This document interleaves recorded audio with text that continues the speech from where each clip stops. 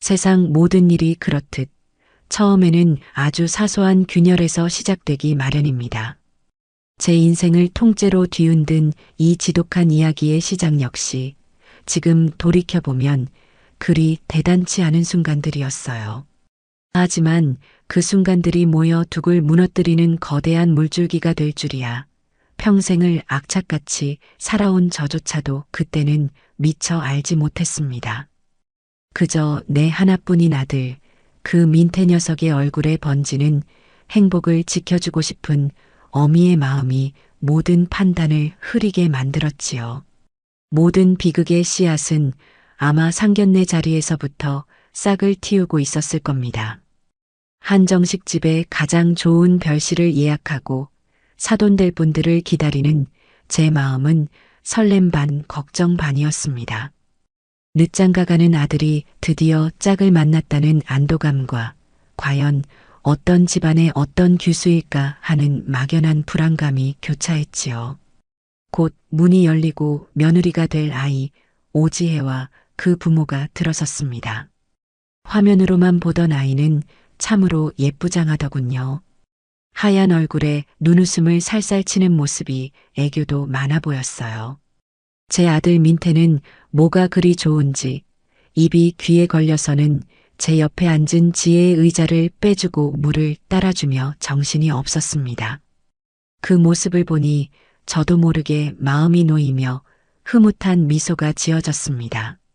그래, 내 아들이 저렇게 좋다는데. 화기애애한 분위기 속에서 식사가 오가고 자연스럽게 아이들의 미래에 대한 이야기로 넘어갔습니다. 제가 먼저 입을 열었지요. 두 아이가 서로 아끼고 사랑하는 모습이 참 보기 좋습니다. 이제 살 집도 구하고 하나씩 준비해야지요. 제가 가진 것이 많지는 않아도 아이들 시작하는데 부족함 없도록 도울 생각입니다. 평생 시장에서 푼푼히 모으고 안 먹고 안 입어 마련한 아파트 한 채를 떠올리며 건넨 진심이었습니다. 사돈댁에서도 아이고 사부인. 저희야말로 든든합니다. 저희 지혜가 복이 많네요라며 맞장구를 쳤어요. 바로 그때였습니다. 조용히 미소만 짓고 있던 며느리 오지혜가 입을 열더군요. 어머님 감사합니다. 사실 민태 씨가 아직 모은 돈이 많지는 않잖아요. 그래도 어머님께서 다 알아서 해주시겠죠? 제 친구들 보니까 요즘은 다들 그렇게 시작하더라고요. 순간 별실 안의 공기가 싸늘하게 얼어붙는 것 같았습니다. 명랑한 목소리, 악에 없어 보이는 미소. 하지만 그 말의 내용은 너무나도 당돌하고 계산적이었습니다. 아들 민태는 당황해서 지혜야. 농담도. 우리 열심히 모아야지라며 어색하게 웃었지만 저는 똑똑히 보았습니다. 그건 농담이 아니었어요. 제 반응을 살피는 며느리의 그 반짝이는 눈빛을요. 사돈 내외는 그저 딸의 말이 귀엽다는 듯이 미소만 지을 뿐 누구 하나 나서서 제지하는 사람이 없었습니다. 저는 억지로 입꼬리를 올리며 대답했어요. 허허, 그럼. 부모된 도리로 당연히 도와야지 하지만 속으로는 서늘한 칼날이 스쳐 지나가는 기분이었습니다. 그 아이의 손목에 채워진 값비싼 시계와 의자 위에 고이 놓인 명품 가방이 그제야 눈에 들어왔습니다. 아, 이 아이는 보통 내기가 아니구나. 시작부터 부모의 재산을 자신의 권리처럼 여기는구나. 그 불길한 예감을 애써 누르며 저는 아들의 행복한 얼굴만 바라보았습니다. 그 선택이 훗날 얼마나 큰 후회를 불러올지 까맣게 모른 채로요. 결혼 준비는 며느리의 그 선언대로 일사천리로 진행되었습니다. 저는 두말 없이 평생 모은 돈을 털어 서울 변두리에 24평짜리 아파트 한 채를 아이들 명의로 사주었습니다. 등기부등본을 아들 손에 쥐어주던 날 민태는 제 손을 잡고 눈물을 글썽이며 효도하겠다고 몇 번이나 다짐했지요. 저는 그것만으로도 제 인생 전부를 보상받는 기분이었습니다. 곧이어 예단과 혼수를 정할 시기가 왔어요. 어느 날 며느리가 민태와 함께 저를 찾아왔더군요. 과일 바구니 하나를 들고 와서는 소파에 마주 앉아 낭낭한 목소리로 말했습니다. 어머님, 저희가 생각해 봤는데요. 요즘 세상에 예단 같은 구시대적인 건 생략했으면 해요. 그런 거 준비하느라 저희 엄마 힘들게 하고 싶지 않아요. 어머님도 번거로우시잖아요. 참으로 기특하고 속 깊은 말이라고 생각했습니다. 요즘 젊은 아이들답지 않게 생각이 깊구나 싶어 마음이 다 풀리는 듯 했어요. 그래, 지혜야. 내 마음이 참 예쁘다. 그렇게 하자꾸나 제가 흔쾌히 동의하자 며느리는 기다렸다는 듯이 가방에서 종이 한 장을 꺼내 테이블 위에 펼쳐 놓았습니다. 대신에요, 어머님. 저희가 들어갈 집에 채울 혼수 목록은 좀 짜봤어요. 그 목록을 받아드는 순간 저는 다시 한번 숨이 턱 막히는 것을 느꼈습니다. 냉장고는 독일 M사, 세탁기는 스웨덴 어사, 소파는 이탈리아 피사, 식탁은 덴마크 비사. 제 평생 들어보지도 못한 외국 상표들이 빼곡하게 적혀 있었습니다. 견적을 내봤는지 각 품목 옆에는 제 눈을 의심하게 만드는 숫자들까지 친절하게 적혀 있었어요. 전부 합치니 웬만한 중형차 한 대 값이 훌쩍 넘었습니다. 지혜야, 이건 좀 과하지 않니? 국산 제품도 튼튼하고 좋은 게 얼마나 많은데. 제가 조심스럽게 말하자 며느리는 입을 삐죽 내밀며 대답했습니다. 어머님, 가전이나 가구는 한 번 사면 10년 넘게 쓰는 거잖아요. 처음부터 좋은 걸로 해야 나중에 수리비나 교체 비용이 안 들어요. 이게 결국 돈 아끼는 길이라니까요. 기가 막혔습니다. 평생을 아끼고 절약하며 살아온 제게 사치를 합리화하는 그 논리는 말장난에 불과했어요. 제가 아무 말도 못하고 있자 옆에 있던 아들 민태가 거들었습니다. 엄마, 지혜 말이 틀린 거 아니잖아. 이왕 해주시는 거 평생 쓸 건데 좋은 걸로 해주세요. 친구들한테 기죽는 거 보기 싫기도 하고요. 제가 나중에 엄마한테 다 갚을게요. 아들의 저 말에 저는 결국 무너지고 말았습니다. 아들 기 살려준다는데 며느리 체면 세워준다는데 어느 부모가 이길 수 있겠습니까? 저는 결국 다음날 은행에 가서 적금을 깨야 했습니다.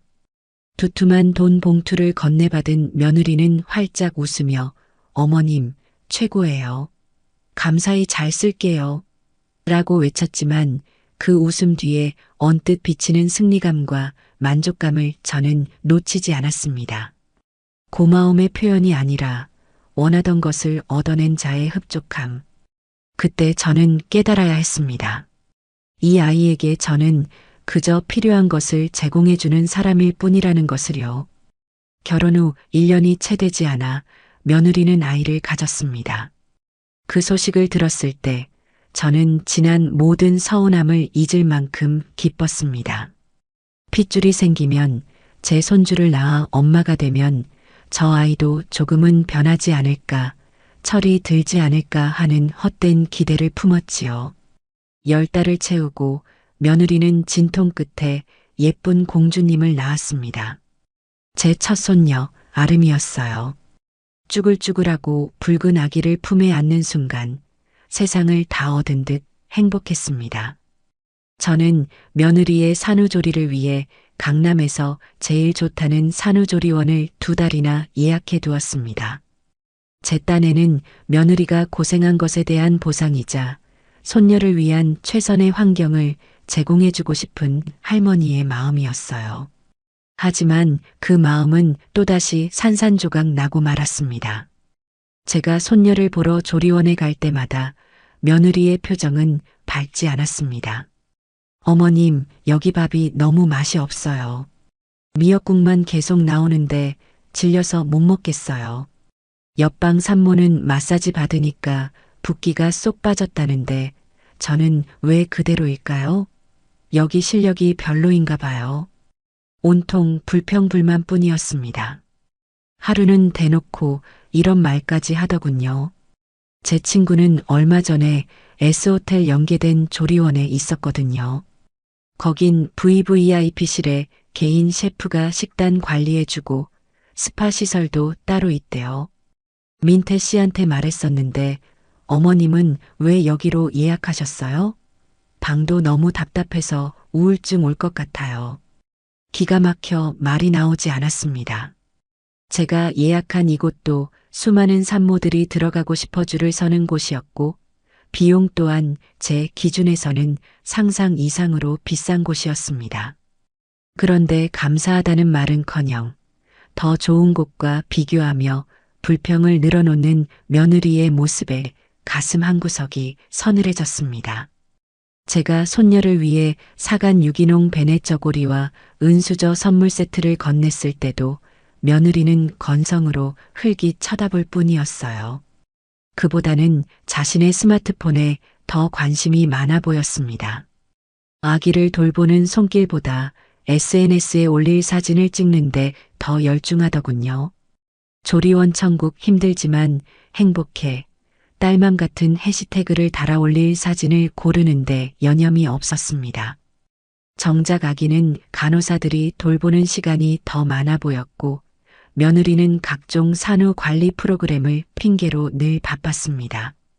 그 아이에게 아기는 사랑스러운 제 자식이라기보다는 SNS를 장식하고 주변의 부러움을 사는 하나의 액세서리처럼 느껴졌습니다. 조리원을 나오는 제 발걸음은 천근만근 무거웠습니다. 손녀가 태어난 기쁨은 온데간데 없고 내가 사람을 잘못 들였구나 하는 차가운 확신만이 심장을 짓눌렀어요. 예쁘고 애교 많던 그 가면 뒤에 숨겨진 이기심과 허영심의 민낯을 똑똑히 보았기 때문입니다. 그날은 며느리가 조리원을 나와 집으로 돌아온 첫 주말이었습니다. 저는 행여나 며느리가 산후조리를 제대로 못할까, 밥이라도 거를까 싶어 이른 아침부터 시장에 들러 싱싱한 전복과 한우를 사다 푹 고아 미역국을 끓였습니다. 손녀딸 얼굴 볼 생각에 힘든 줄도 모르고 바리바리 싼 반찬통을 들고 아들네 집 현관문 앞에 섰지요. 제 딴에는 고생한 며느리를 위하고 첫 손녀를 맞이하는 기쁨을 나누고 싶은 순수한 마음뿐이었습니다. 문을 열고 들어서자 집안은 제가 사준 비싼 가구들로 번쩍였지만 어딘지 모르게 찬 기운이 감돌았습니다. 며느리는 소파에 비스듬히 기대앉아 스마트폰만 들여다보고 있었고 제 인기척에 고개만 까딱할 뿐이었습니다. 그 모습에 잠시 마음이 서운했지만 애보느라 피곤해서 그러겠지 억지로 마음을 다잡으며 부엌으로 향했습니다. 식탁 위에 정성껏 쌓아온 음식들을 하나하나 내려놓는 바로 그 순간이었습니다. 등 뒤에서 들려온 며느리의 목소리는 제 모든 선의를 산산조각 내기에 충분했습니다. 어머님, 이제 아름이도 집에 왔으니까요. 분유값으로 매달 100만 원씩 지원해 주셨으면 해요. 제 손에 들려있던 반찬통 뚜껑이 바닥에 떨어져 요란한 소리를 냈지만 며느리는 눈 하나 깜짝하지 않았습니다. 저는 떨어진 뚜껑을 주울 생각도 못한 채 얼어붙은 사람처럼 그 아이를 돌아보았습니다. 제가 잘못 들은 것이라 믿고 싶었지요. 하지만 며느리는 마치 오랫동안 연습이라도 한 듯 조금의 망설임도 없는 얼굴로 말을 이어갔습니다. 그 내용은 단순히 돈을 달라는 요구가 아니었습니다. 교묘하게 제 양심과 상식을 뒤흔드는 잘 짜인 각본과도 같았어요. 그냥 분유가 아니고요. 요즘 강남 엄마들 사이에서 제일 알아주는 스위스 최고급 유기농 사냥 분유가 있어요. 청정 알프스 목초만 먹고 자란 사냥의 초유 성분이 들어있어서 아기 두뇌 발달에 필수적인 특허 성분이 다량 함유되어 있대요. 황금변을 보게 해주는 특수 식이섬유는 기본이고요.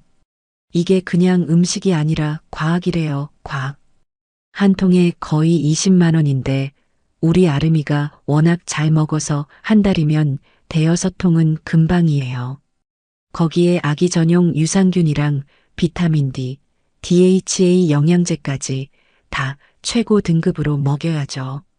아기한테 들어가는 돈 2만 원 아끼려다 나중에 후회하면 어떡해요. 말을 하는 내내 며느리는 제 눈을 똑바로 쳐다보았습니다. 그 눈빛은 이 정도는 당연히 해주셔야 하는 것 아니냐는 무언의 압박과 어머님은 이런 거 잘 모르시죠? 하는 은근한 무시가 뒤섞여 있었습니다. 소파 저편에서 아기 옷을 개고 있던 아들 민태가 제 눈치를 살피며 다가왔습니다. 엄마, 저기 지혜 말이 아주 틀린 건 아니고 요즘은 다들 아기한테 좋은 것만 해주려고 하니까 워낙 험한 세상이잖아요. 저는 아들을 향해 고개를 돌렸습니다. 제 아들이지만 그 순간만큼은 한없이 낯설고 비겁하게 느껴졌습니다. 이게 단순히 좋은 것의 문제입니까? 상식과 비상식의 문제이지요. 제 표정이 굳어지는 것을 본 며느리가 기다렸다는 듯이 목소리 톤을 바꾸었습니다. 눈꼬리를 살짝 내리며 금방이라도 눈물을 쏟을 것처럼 울먹이는 목소리로 저를 몰아세웠습니다. 어머님, 어떻게 그렇게 냉정하게만 말씀하세요? 제가 저조차고 이러는 거 아니잖아요. 다 우리 아름이 어머님 손녀딸 건강하고 똑똑하게 키우고 싶어서 그러는 건데 남들 다 먹이는 좋은 분유 하나 못 먹여서 우리 아름이만 뒤처지게 만들 수는 없잖아요. 안 그래도 모유가 잘 안 나와서 속상해 죽겠는데 어머님까지 이러시면 저 너무 힘들어요. 손녀딸과 산후의 어려움을 방패 삼아 저를 인정머리 없는 시어머니로 만드는 기술이 실로 놀라웠습니다. 민태는 그새 아내의 편에 바싹 다가앉아 어깨를 감싸주며 저를 향해 애원하듯 말했습니다. 엄마, 지혜가 산후 우울증 때문에 그래요. 호르몬 때문에 감정 기복도 심하고 예민해서 그러니까 엄마가 좀 너그럽게 이해해주면 안 될까요? 갓난아기 키우는 게 정말 보통 일이 아니래요. 그냥 지혜가 하자는 대로 해주세요. 네. 아들의 그 한심한 중재에 저는 분노를 넘어선 깊은 허탈감을 느꼈습니다. 이 상황에서조차 문제의 본질을 보지 못하고 그저 아내의 비위를 맞추어 시끄러운 상황을 넘기려는 아들의 모습에 가슴이 무너져 내렸습니다. 저는 차갑게 식어버린 목소리로 마지막 제안을 던졌습니다. 더는 이 아이들과 감정적인 실랑이를 벌이고 싶지 않았기 때문입니다. 알겠다. 그럼 그렇게 하거라. 하지만 돈은 못 준다. 그 대신 내가 말하는 그 스위스산 최고급 분유, 이름이 뭐냐? 정확한 상품명을 알려다오. 내가 직접 알아보고 매달 박스로 주문해서 이 집으로 바로 배송시켜주마. 할미가 손녀 분유 하나 못 사주겠니? 그걸로 된 것 아니냐? 이것은 제 마지막 양보이자 며느리의 본심을 확인할 수 있는 마지막 시험대였습니다. 정말로 손녀를 위한 순수한 마음이라면 현금이든 현물이든 마다할 이유가 없을 테지요. 역시나 며느리의 반응은 제 예상을 한치도 벗어나지 않았습니다. 그 아이의 얼굴에 스쳐 지나간 당황한 기색을 저는 놓치지 않았습니다. 이내 그 표정은 노골적인 짜증으로 바뀌더군요. 어머님이 뭘 아신다고요? 온라인으로 사는 건 가품일 수도 있고 유통기한이나 보관 상태도 믿을 수가 없어요. 제가 직접 백화점 식품관에 가서 제 눈으로 보고 사야 마음이 놓여요. 그리고 제가 알아서 더 좋은 게 나오면 바꿀 수도 있는 거고요. 그냥 현금으로 주셔야 제가 알아서 한다니까요. 왜 이렇게 사람 말을 못 믿으세요? 자꾸 이러시면 저 정말 스트레스 받아서 모유까지 마르겠어요. 결국 가면 뒤에 숨겨져 있던 본심이 날카로운 발톱을 드러내고야 만 것입니다.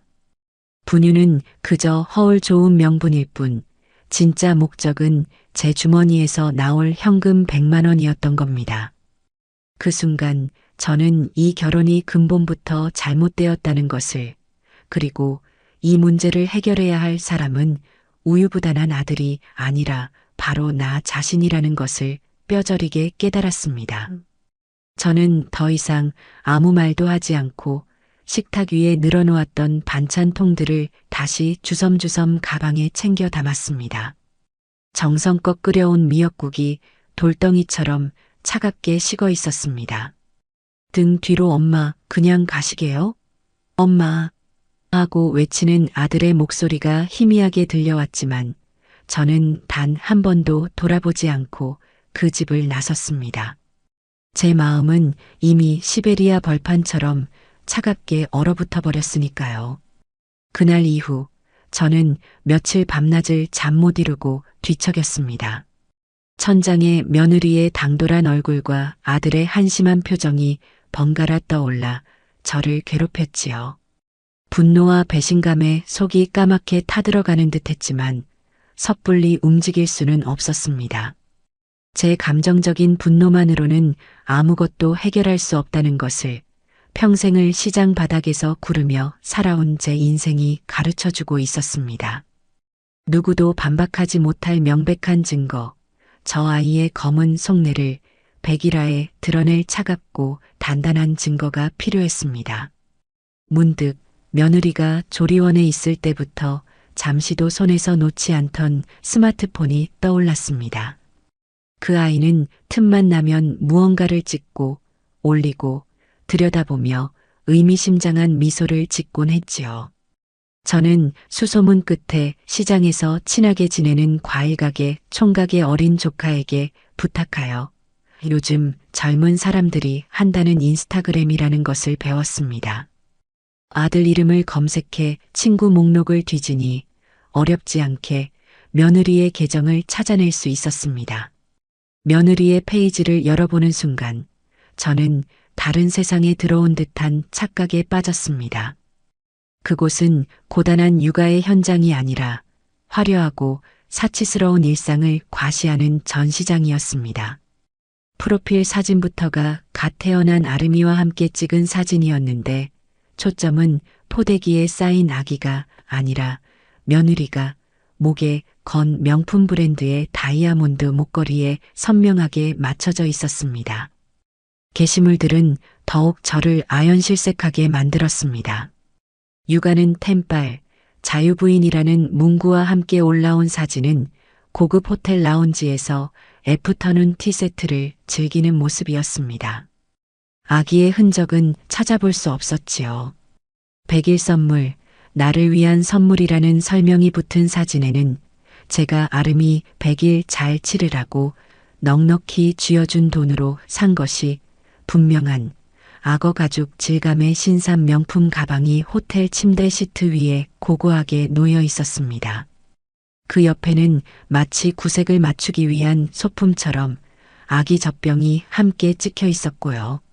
산후관리 나에게 투자라는 글과 함께 올라온 사진은 고급 네일숍에서 손톱 관리를 받는 모습이었고 독박 육아 너무 힘들다는 글이 달린 게시물은 아이러니하게도 최고급 레스토랑에서 와인잔을 기울이는 사진이었습니다. 저는 손을 부들부들 떨며 그 위선적인 사진들을 하나하나 제 휴대폰에 저장했습니다. 이것이 바로 며느리가 말한 월 100만 원의 진짜 용도였던 겁니다. 손녀의 입에 들어갈 분유를 담보로 자신의 사치와 허영을 채우려 했던 것이지요. 분노가 머리끝까지 치밀어 올랐지만 저는 이를 악물고 참았습니다. 아직 결정적인 한방 물증이 부족했습니다.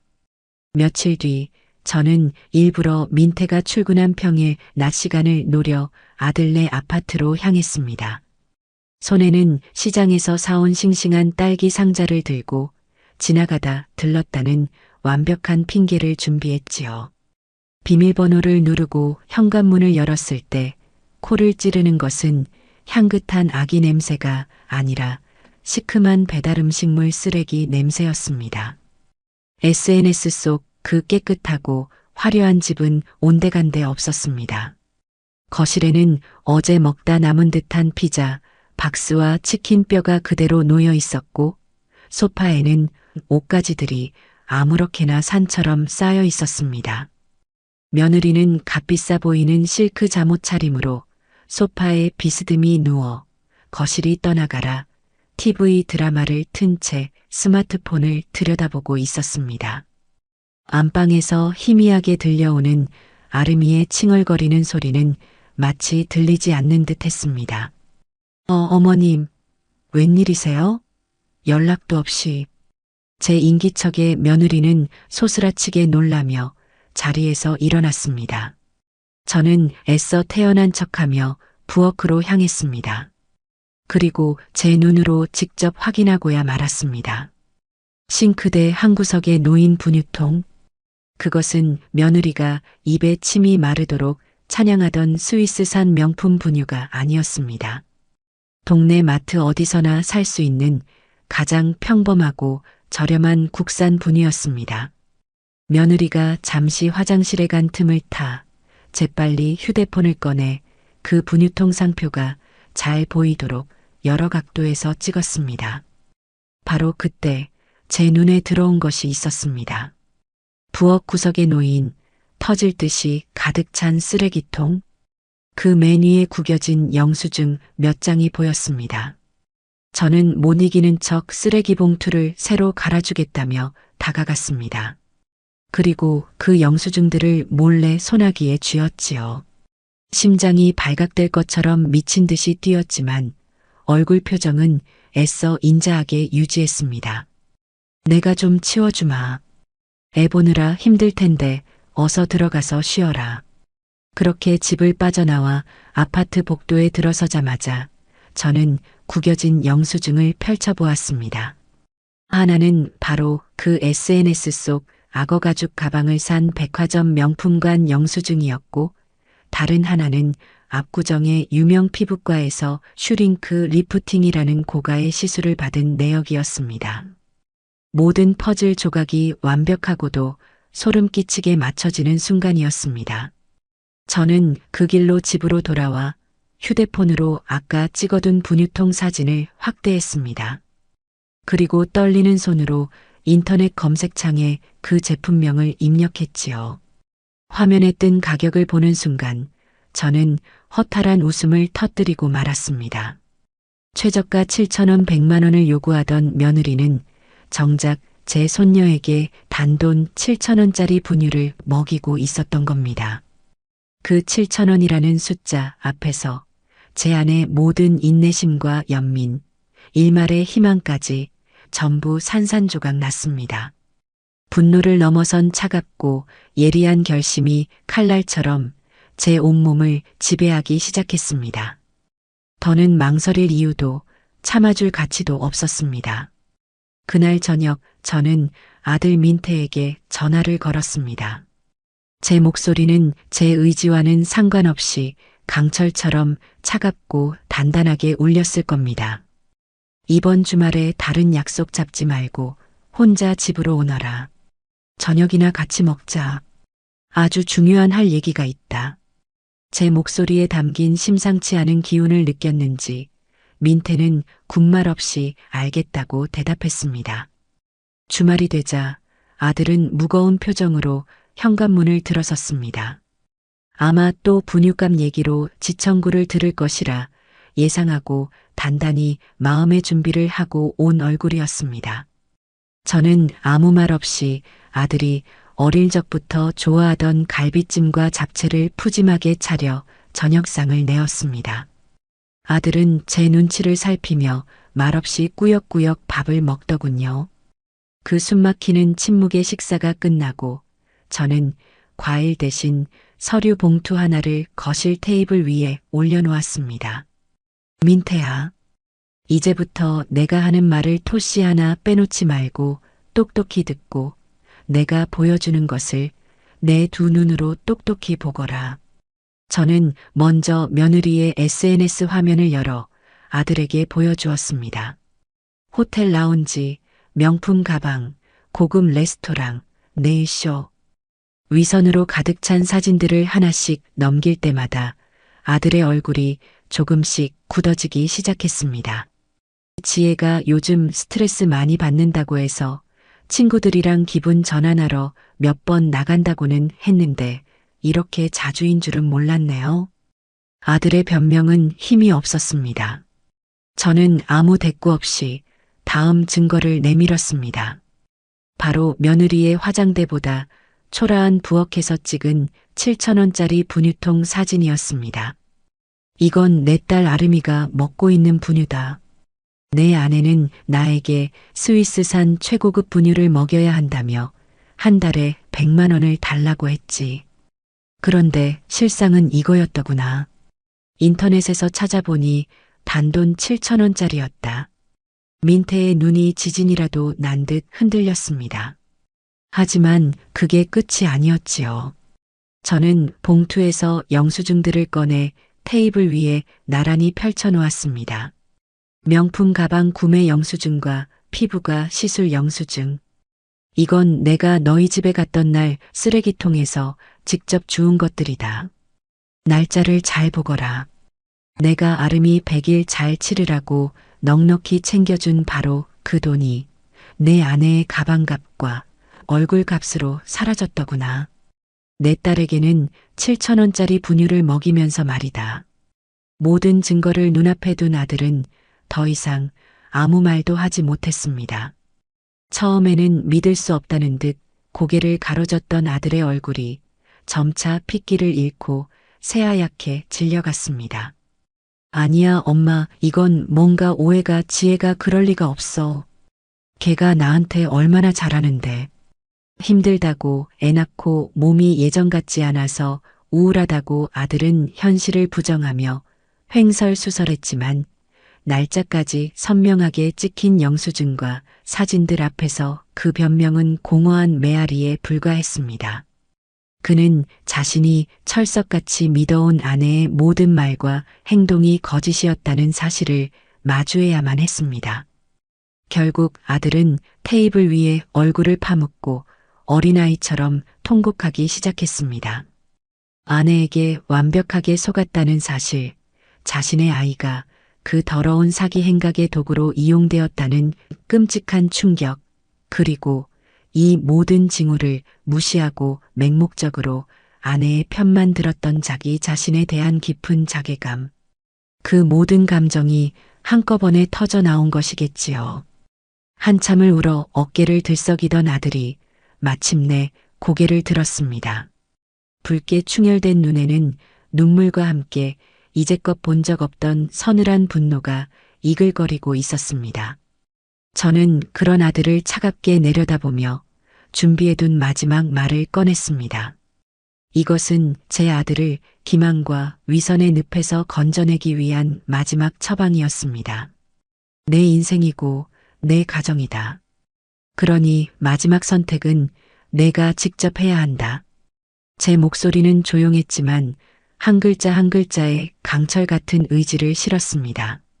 하지만 저런 파렴치한 애미 밑에서 내 소중한 손주가 돈벌이 수단으로 취급당하며 크는 꼬락서니는 내 두 눈 뜨고는 절대 못 본다. 만약 내가 이 모든 진실을 알고도 저 여자와 계속 살기로 결정한다면 오늘 이 시간부로 너는 더 이상 내 아들이 아니다. 내가 평생을 바쳐 이룩한 이 모든 것, 내가 너에게 사준 그 아파트까지 내 손으로 전부 거두어 들릴 것이다. 이제부터는 내가 가장이다. 내 딸을 그 기만에서 구해낼 것인지 아니면 그 여자의 공범으로 평생을 살아갈 것인지 내 손으로 직접 정해라. 더 이상의 말은 필요 없었습니다. 제 최후 통첩의 아들은 아무 대답도 하지 못했습니다. 그저 핏기 하나 없이 하얗게 질린 얼굴로 허공을 응시할 뿐이었습니다. 길고 무거운 침묵이 흐른 뒤 아들은 비틀거리며 자리에서 일어났습니다. 그리고 아무 말 없이 현관을 향해 걸어갔지요. 문을 열고 나가기 직전 아들이 잠시 멈춰서서 저를 돌아보았습니다. 눈물로 얼룩진 그 얼굴에는 이전의 우유부단함 대신 차갑고 단단한 결심의 빛이 서려 있었습니다. 제 아들은 그렇게 자신의 인생을 건 가장 중요한 결정을 내리기 위해 어둠 속으로 걸어 나갔습니다. 저는 그 뒷모습을 보며 비로소 이 길고 지독한 싸움의 끝이 보이기 시작했음을 직감했습니다. 아들 민태가 제 집을 나선 후 며칠 동안 숨막히는 정적이 흘렀습니다. 저는 일부러 아들에게 연락하지 않았습니다. 스스로 결정을 내리고 제 발로 일어서야 할 시간이 필요하다는 것을 알았기 때문입니다. 그 아이가 제 아들이 맞다면 이 모든 기만과 위선을 알게 된 이상 예전처럼 어물쩍 넘어가지는 못할 것이라 믿었습니다. 저는 그저 묵묵히 제자리에서 다음에 벌어질 일을 기다리고 있었습니다. 나흘째 되던 날 밤 민태에게서 전화가 걸려왔습니다. 전화를 받자마자 들려온 아들의 목소리는 며칠 사이 10년은 늙어버린 사람처럼 거칠고 메말라 있었습니다. 엄마, 저 민태예요. 그래. 어떻게 됐느냐? 어제 지혜한테 전부 다 얘기했어요. 엄마가 보여준 사진이랑 영수증, 제가 엄마 폰으로 찍어서 전부 다 보여줬어요. 아들은 길고 힘겨운 한숨을 내쉬며 지난 밤 벌어졌던 일을 힘겹게 털어놓기 시작했습니다. 제가 예상했던 대로 며느리의 첫 반응은 격렬한 부인이었다고 합니다. 눈물을 펑펑 쏟으며 당신이 어떻게 나를 의심할 수 있냐? 당신 엄마가 우리 사이를 이간질하려고 조작한 거다라며 민태를 파렴치 안으로 몰아세웠답니다. 하지만 민태가 날짜까지 정확하게 찍힌 영수증과 SNS 사진을 조목조목 짚어가며 추궁하자 며느리의 태도가 돌변했다고 합니다. 눈물을 뚝 그친 며느리는 차갑고 경멸적인 눈빛으로 민태를 쏘아보며 이렇게 소리쳤답니다. 그래, 그래서 뭐? 내가 좀 썼다. 어쩔 건데. 당신이 벌어다주는 돈으로 내 성에 차게 살 수 있을 것 같아? 내 친구들은 남편들이 철마다 명품 백사다 바치고 해외여행 보내주는데 나는 이게 뭐야? 애 낳아줬으면 이 정도 보상은 받아도 되는 거 아니야? 이게 다 당신이랑 당신 엄마 때문이야. 나를 이렇게 비참하게 만드니까 내가 스트레스 받아서 그런 거라고. 그 모든 것을 전하는 아들의 목소리는 분노를 넘어선 깊은 체념에 잠겨 있었습니다. 자신이 사랑했던 여자의 민낯이 그토록 추악했다는 사실을 받아들이는 과정이 얼마나 고통스러웠을지 저는 차마 짐작조차 할 수 없었습니다. 아들이 말을 잇지 못하고 있을 때 바로 그 순간이었습니다. 제 전화가 다시 요란하게 울리기 시작했습니다. 발신인은 며느리라고 선명하게 찍혀 있었습니다. 민태와의 통화가 채 끝나기도 전이었습니다. 저는 민태에게 끊지 말고 그대로 들고 있어라라고 말한 뒤 며느리가 건 통화의 수신 버튼을 눌렀습니다. 여보세요? 여보세요? 여보세요? 어머님, 지금 저랑 장난하세요.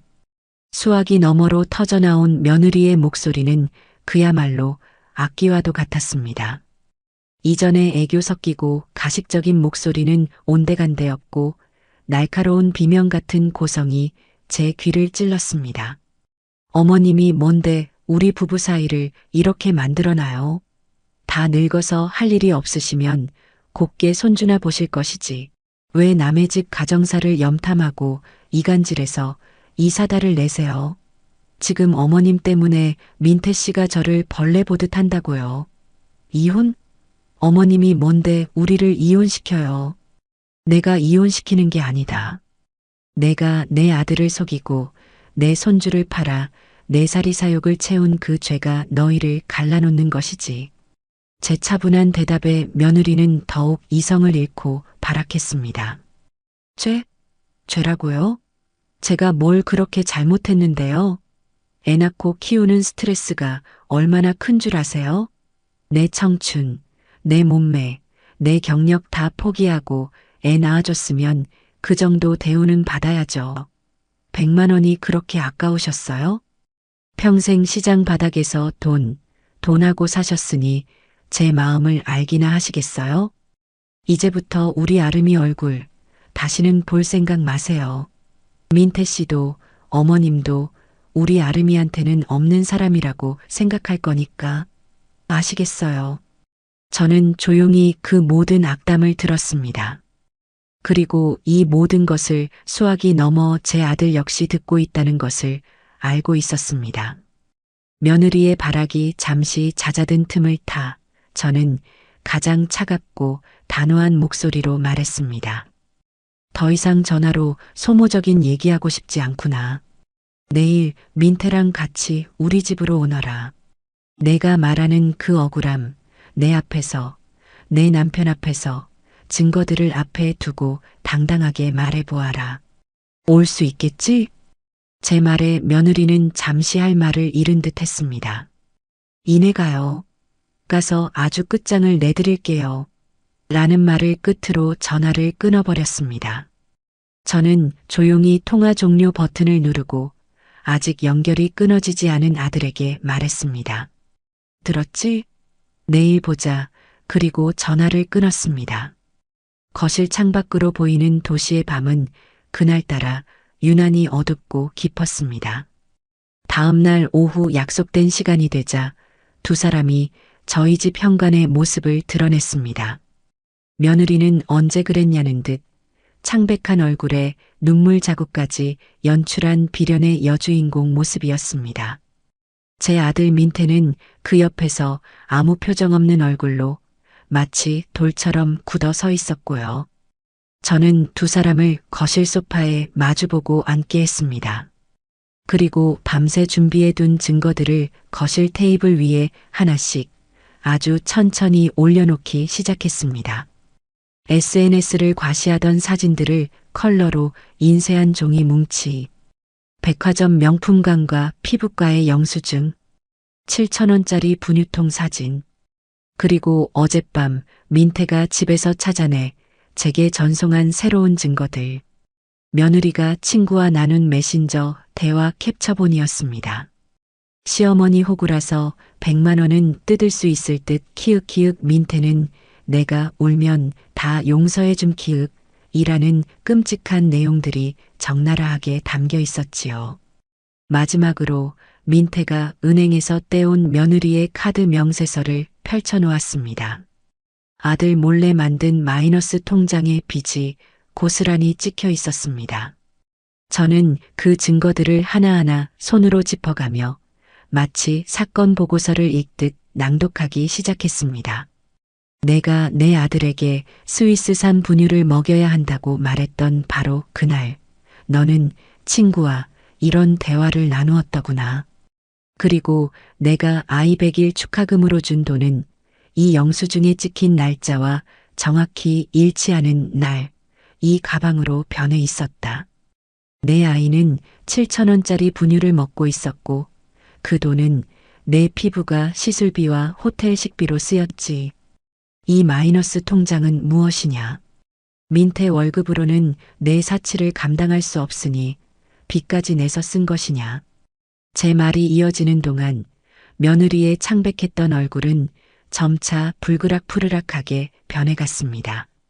처음에는 아니에요, 조작이에요. 라며 부인하려 애썼지만 본인이 직접 친구와 나눈 대화 내용과 카드 명세서 앞에서는 더 이상 변명조차 할 수 없었습니다. 궁지에 몰린 쥐가 고양이를 물듯 며느리는 마침내 가면을 집어 던지고 본색을 드러냈습니다. 그래요. 썼어요. 제가 썼어요. 어쩔 건데요. 며느리는 테이블을 손으로 내리치며 고함을 질렀습니다. 애 낳아주고 밥 해주고 빨래 해주고 제가 무슨 식모예요? 아가씨 때처럼 예쁜 옷 입고 꾸미지도 못하고 친구들도 마음대로 못 만나고 제 인생은 완전히 없어졌는데 그깟 가방 하나, 피부과 몇 번이 그렇게 아까우셨어요? 이게 다 어머님이 처음부터 저를 무시하고 민태 씨는 무능력해서 제가 스트레스 받아서 그런 거잖아요. 남들은 남편이 알아서 다 챙겨주는데 저는 제 손으로 벌어서라도 해야죠. 그냥 위자료라고 생각하세요. 위자료. 내 망가진 인생에 대한 보상이라고요. 그 추악한 절규가 거실을 가득 메웠습니다. 그 순간 돌처럼 굳어있던 아들 민태가 조용히 입을 열었습니다. 그 목소리는 얼음처럼 차가웠습니다. 당신 입에서 나오는 엄마라는 말이, 인생이라는 말이, 구역질이 날 만큼 역겨워. 민태는 자리에서 일어나 며느리를 내려다보며 말했습니다. 우리 여기서 끝내자. 더는 당신의 그 더러운 변명을 들어줄 가치도 없어. 법원에서 보자. 며느리는 그 말에 마치 망치로 머리를 맞은 듯 입을 벌린 채 아무 말도 하지 못했습니다.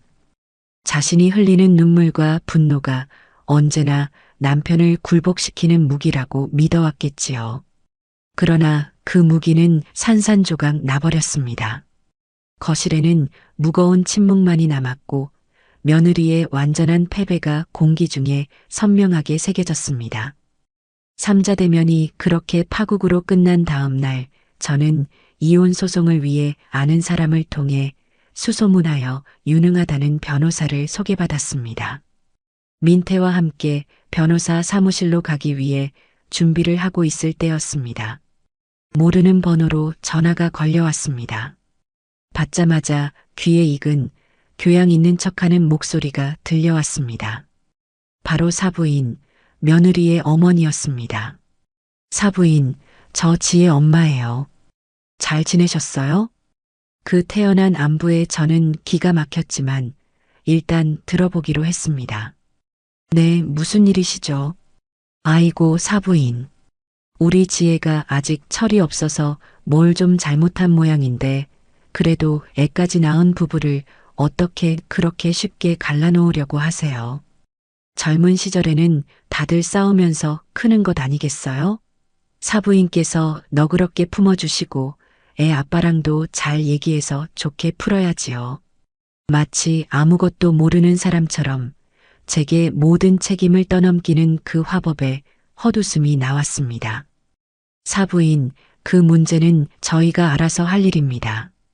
따님과 직접 이야기하시지요. 제가 선을 긋자 사부인의 목소리 톤이 미묘하게 바뀌었습니다. 가면을 한 겹 벗어낸 듯 날카로운 가시가 돋쳐 나오기 시작했습니다. 사부인 말씀이 너무 서운하시네요. 우리 지혜가 오죽했으면 그랬겠어요. 사위가 돈을 얼마나 못 벌면 애분유 값을 시어머니한테까지 손을 벌리겠어요? 남자가 능력이 없으면 아내가 기가 죽는 법이에요. 그런 사소한 걸로 사람을 이렇게 매정하게 내치는 법이 어디 있습니까? 사위의 무능력 탓으로 모든 것을 돌리는 그 뻔뻔함. 제 딸의 사치와 기망을 사소한 일로 치부하는 그 몰상식함에 저는 더 이상 대화를 이어나갈 가치를 느끼지 못했습니다. 드릴 말씀 없습니다. 저희는 변호사 만나러 가는 길이니 이만 끊겠습니다. 전화를 끊자 옆에 있던 민태가 허탈한 표정으로 말했습니다. 엄마, 저 사람들이 저럴 줄 알았어요. 지혜가 왜 저렇게 됐는지 이제야 알 것 같아요. 저는 아무 말 없이 아들의 어깨를 두드려 주었습니다. 그 부모의 그 딸이라는 옛말은 틀린 것이 하나도 없었습니다. 그리고 그날 저녁 그들은 기어이 저희 집 현관배를 누르고야 말았습니다. 며느리의 부모 사돈내외가 잔뜩 굳은 얼굴로 서 있었습니다. 손에는 저희에게 잘 보이기 위함인지 아니면 자신들의 체면 때문인지 모를 값비싼 과일 바구니가 들려 있었지만 그들의 눈빛은 조금도 우호적이지 않았습니다. 거실 소파에 마주 앉자마자 사돈 어른이 헛기침을 하며 입을 열었습니다. 이보시오, 박 여사. 그리고 김서방. 아무리 그래도 이건 경우가 아니지. 부부싸움은 칼로 물베기라는데 어른들이 나서서 이혼을 종용하는 법이 어디 있소? 그들의 논리는 단순했습니다. 모든 것은 젊은 날의 치기이고 시어머니인 제가 너그럽지 못했으며 남편인 민태가 무능력했기 때문이라는 것이었지요. 저는 대꾸하지 않고 민태가 그들의 말을 듣도록 내버려 두었습니다. 아들이 직접 제 귀로 듣고 제 눈으로 보며 이 결혼이 얼마나 뿌리부터 썩어 있었는지를 깨달아야만 했습니다. 우리 지혜가 아가씨 때 얼마나 곱게 자랐는지 아시오? 그깟 가방 하나 피부 관리 좀 받은 걸로 애를 잡는 게 말이 되냔 말이오. 요즘 젊은 애들 다 그렇게 사는 겁니다. 남들 다 하는 거 우리 딸만 못하게 하니 애가 스트레스를 받고 엇나가지. 사돈의 그 말에 저는 조용히 입을 열었습니다. 남들 다 그렇게 살지 않습니다. 사돈 어른. 그리고 남들이 다 도둑질한다고 해서 내 자식 도둑질하는 것을 보고만 있을 부모는 없습니다. 따님의 행동은 단순한 사치가 아니라 남편과 시어머니를 속인 명백한 기망 행위입니다. 제 말에 사돈 내외의 얼굴이 일그러졌습니다. 사부인이 날카롭게 소리쳤습니다. 기망, 유식한 말 쓰시네. 그래서 기어이 내 딸을 이혼녀로 만들겠다. 이 말이군요. 좋아요. 그렇게 나온다면 우리도 더는 점잖게 굴 수 없지. 우리도 변호사 만나고 오는 길이요. 그러면서 그들이 내놓은 요구 조건은 제 상상을 아득히 뛰어넘는 것이었습니다. 우리 지혜, 당신들 때문에 정신적 충격이 커서 병원 신세까지 치게 생겼소. 당신 아들이 우리 딸 인생을 망쳤으니 그에 대한 보상은 확실히 해야 할 것 아니오. 지금 살고 있는 그 아파트, 당장 우리 지혜 명의로 넘기시오. 그리고 위자료로 3억, 현금으로 준비하시오. 양육비는 당연히 별도고 월 300씩 보내는 걸로 합시다. 그렇게 안 하면 우리도 언론에 제보하고 인터넷에 다 퍼뜨려서 당신 아들 사회생활 끝장낼 줄 아시오. 그 터무니없는 요구와 저급한 협박에 저는 오히려 마음이 차분해지는 것을 느꼈습니다. 이제 더 이상 이들과 인간적인 대화를 나눌 필요가 없다는 것이 명확해졌기 때문입니다. 저는 조용히 핸드백에서 작은 녹음기 하나를 꺼내 테이블 위에 올려놓았습니다. 녹음기의 빨간 불이 깜빡이다 꺼지는 것을 확인한 후 저는 변호사에게서 받은 명함을 그들 앞에 밀어놓았습니다. 사돈어른 사부인. 방금 하신 말씀들 제가 잘 들었습니다. 변호사가 그러더군요. 사기, 횡령, 아동복지법 위반의 소지가 다분하다고. 그리고 방금 하신 말씀들은 공갈 및 협박죄가 성립될 수도 있다고 합니다. 저희는 이미 변호사 선임 마쳤습니다. 그러니 이제부터는 저희에게 말씀하지 마시고 저희 변호사와 이야기하시지요. 법대로 합시다. 판사님 앞에서 과연 어느 쪽이 파렴치한인지 어느 쪽이 피해자인지 명명백백하게 가려보면 될 일입니다. 제 말에 사돈 내외의 얼굴이 새하얗게 질렸습니다. 그들의 눈은 테이블 위에 녹음기와 변호사 명함을 번갈아 보며 사시나무처럼 떨리고 있었습니다.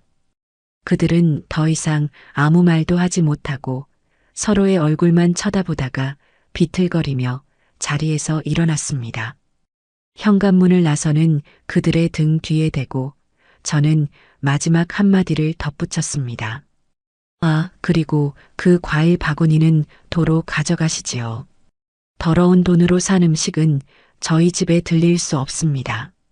사돈 내외는 치욕으로 일그러진 얼굴을 한 채 허둥지둥 집을 빠져나갔습니다.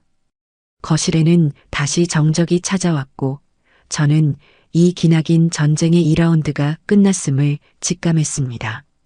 사돈 내외가 치욕으로 일그러진 얼굴을 한 채 도망치듯 사라지고 우리는 곧바로 변호사 사무실을 다시 찾아 이혼 소장을 정식으로 접수했습니다. 변호사는 중년의 여성이었는데 날카로운 눈빛과 딱 부러지는 말투에서부터 달고 다른 베테랑의 기운이 느껴지는 사람이었습니다. 우리는 그동안 피눈물을 삼키며 모아온 모든 증거 자료들, 며느리의 위선적인 SNS 기록, 명품 구매 영수증, 7,000원짜리 분유통 사진, 친구와 나눈 모욕적인 메신저 대화, 아들 몰래 만든 마이너스 통장 명세서, 그리고 사돈 내외의 저급한 협박이 담긴 녹음 파일까지 전부 변호사 앞에 펼쳐놓았습니다. 변호사는 산더미 같은 자료들을 꼼꼼히 검토하는 내내 아무 말도 하지 않았습니다. 그녀의 미간에 잡힌 주름이 사건의 심각성을 말해주는 듯 했습니다. 모든 검토를 마친 그녀는 안경을 고쳤으며 고개를 끄덕였습니다. 어머님, 민태 씨, 정말 고생 많으셨습니다. 이 정도 증거라면 상대방을 유책 배우자로 만드는 것은 물론이고 재산 분할과 양육권 소송에서도 매우 유리한 고지를 점할 수 있습니다. 특히 이 녹음 파일은 상대방의 파렴치함을 입증할 결정적인 한 방이 될 겁니다. 변호사는 앞으로 우리가 나아갈 길에 대해 상세하고 명확하게 설명해 주었습니다. 첫째, 며느리의 상습적인 기망 행위와 과도한 사치, 아이에 대한 무관심을 근거로 혼인관계 파탄의 책임이 전적으로 며느리에게 있음을 입증하여 그녀가 요구할 위자료 청구를 원천적으로 차단한다. 둘째, 아파트 구입 자금의 90% 이상을 제가 부담했다는 금융거래 내역서와 증여세 납부 기록을 통해 제 기여도를 명확히 하여 재산분할 대상에서 아파트를 특유재산으로 제외시킨다. 셋째, 아이의 건전한 성장과 복리를 최우선으로 하여 엄마로서의 기본적인 책임감과 자격이 없는 며느리 대신 아들 민태가 친권 및 양육권자로 지정되도록 모든 역량을 집중한다. 변호사의 논리정연한 설명에 그동안 불안과 분노로 요동치던 제 마음도 비로소 단단한 중심을 잡기 시작했습니다. 소장이 접수되고 일주일이 지나지 않아 며느리의 반격이 시작되었습니다. 예상했던 대로 그 방식은 법정이 아닌 여론의 장에서 저열하고 비겁하게 이루어졌습니다. 며느리는 국내 최대 규모의 주부 커뮤니티, 이른바 맘카페에 눈물 없이는 읽을 수 없는 한 편의 심파 소설을 써내려갔습니다. 악독한 시어머니의 가스라이팅과 마마보이, 남편의 무관심에 지쳐 이혼당하게 생겼어요. 제발 도와주세요 라는 자극적인 제목의 글에서 며느리는 자신을 희생과 헌신의 아이콘이자 비운의 여주인공으로 둔갑시켰습니다. 저는 평생 아들 하나만 보고 살아오며 며느리의 숨통까지 조여오는 괴물. 시어머니로 민태는 제 어미의 치마폭에서 한 발자국도 벗어나지 못해 아내와 자식을 지키지 못하는 무능하고 비겁한 마마보이로 묘사되어 있었습니다. 분유값 100만 원 요구는 아기에게 세상에서 가장 좋은 것 하나라도 더 먹이고 싶은 엄마의 애끓는 마음을 곡해한 것으로, 명품 쇼핑은 끝도 없는 독박 육아와 산후 우울증으로 죽고 싶은 심정이었던 자신을 위한 최소한의 위로로 포장되어 있었습니다. 그 글은 순식간에 수천 개의 조회수와 수백 개의 댓글이 달리며 온라인 세상을 뜨겁게 달구었습니다. 일부 사실관계도 모르는 사람들은 며느리의 감성적인 글에 완벽하게 동화되어 저와 민태를 향한 맹목적인 비난과 저주를 퍼부었습니다. 21세기에 저런 시어머니가 다 있냐, 지옥에서 올라온 줄, 남편이라는 작자가 얼마나 재구실을 못하면 애 엄마가 저 지경이 되냐, 똑같은 놈이다 같은 날 선 댓글들을 볼 때마다 피가 거꾸로 솟고 숨이 막히는 듯 했습니다. 저는 당장이라도 그 글에 조목조목 반박하는 댓글을 달고 싶었지만 변호사는 전화 너머로 단호하게 저를 만류했습니다. 어머님, 절대 감정적으로 대응하지 마십시오. 저런 글은 나중에 허위사실 유포에 의한 명예훼손으로 반격할 수 있는 아주 좋은 증거가 될 뿐입니다. 우리가 팩트로 무장하고 있는 이상 저런 여론전은 결국 제풀에 꺾이게 되어 있습니다. 지금은 묵묵히 우리의 칼을 더 날카롭게 갈아야 할 때입니다. 변호사의 말에 따라 우리는 다음 단계를 준비했습니다. 민태는 굳은 결심을 한 얼굴로 며느리와 함께 쓰던 집안의 공유 클라우드와 컴퓨터 파일을 샅샅이 뒤지기 시작했습니다. 그리고 우리는 그곳에서 며느리의 추악한 이면을 더욱 확실하게 증명할 그야말로 결정적인 증거들을 추가로 발견하게 되었습니다. 며느리가 결혼 전부터 친하게 지내던 친구들과 나눈 단체 대화방의 수년치 로그 기록이었습니다. 그곳에서 며느리는 저와 민태를 조롱하고 비하하며 자신의 결혼 생활을 마치 한 편의 사기극처럼 무용담처럼 떠벌리고 있었습니다. 시어머니가 아파트 해줬는데 대출 하나 없는 통짜래. 완전 호구 제대로 잡았지 뭐야. 민태는 내가 눈물 한 번 보이면 자기가 죽을 죄를 지은 줄 알아. 다루기 너무 쉬워서 재미없을 지경이라니까 라는 끔찍한 내용들이 고스란히 저장되어 있었습니다. 심지어 오늘도 아름이 잠깐 재워놓고 클럽 다녀왔는데 안 깼네. 역시 순해서 좋아. 완전 게이득. 이라는 상습적으로 갓난아기를 혼자 집에 방치했음을 짐작하게 하는 대화까지 발견되었습니다. 모든 새로운 증거들은 즉시 스크린샷으로 저장되어 변호사에게 전달되었습니다.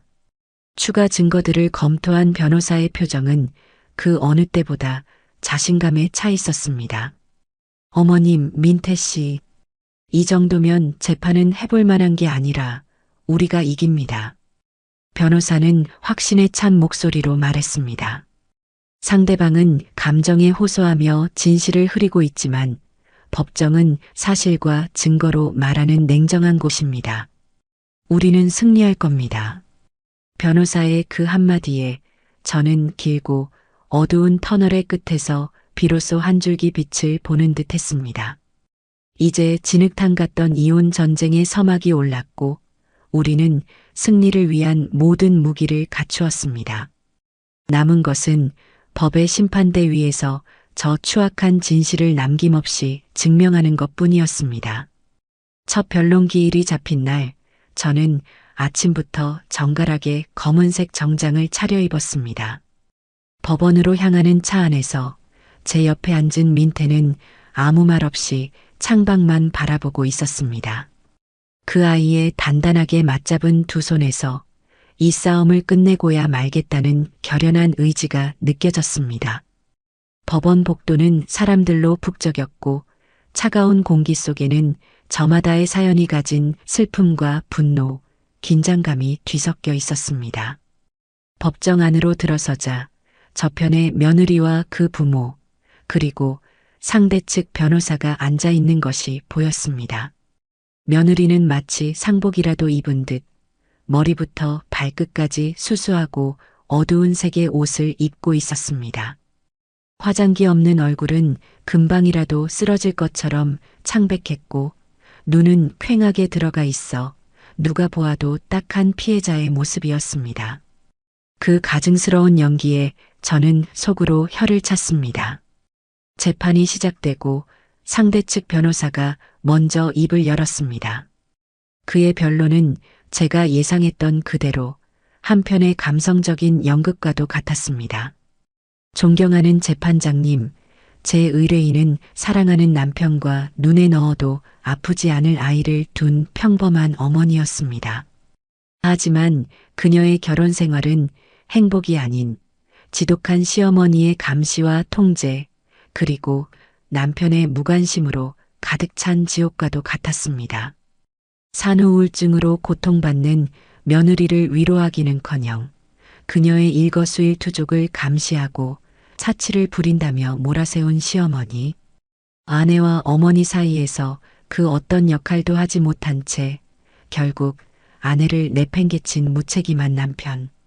이 모든 압박 속에서 제 의뢰인이 잠깐 기댈 곳이 있었다면 그것이 과연 혼인 파탄의 주된 사유가 될 수 있겠습니까? 이것은 한 여성을 향한 일방적인 마녀사냥이며 저는 그 모든 거짓말을 들으며 주먹을 꽉 쥐었습니다. 민태의 얼굴도 분노로 굳어 있었습니다. 마침내 우리 측 변호사가 자리에서 일어났습니다. 그녀의 목소리는 감정 한 점 섞이지 않은 차갑고 명료한 목소리였습니다. 재판장님, 지금부터 사실과 증거로 말씀드리겠습니다. 상대방 측의 주장은 감정에 호소하는 허구일 뿐입니다. 우리 변호사는 준비해온 스크린에 첫 번째 증거를 띄웠습니다. 바로 제가 아파트 구매 자금을 민태에게 이체한 내역과 며느리가 결혼 직후부터 탕진하기 시작한 카드 명세서가 나란히 비교된 표였습니다. 보시는 바와 같이 원고의 모친인 박 여사께서는 평생 모은 재산을 아낌없이 내어주며 두 사람의 보금자리를 마련해 주었습니다.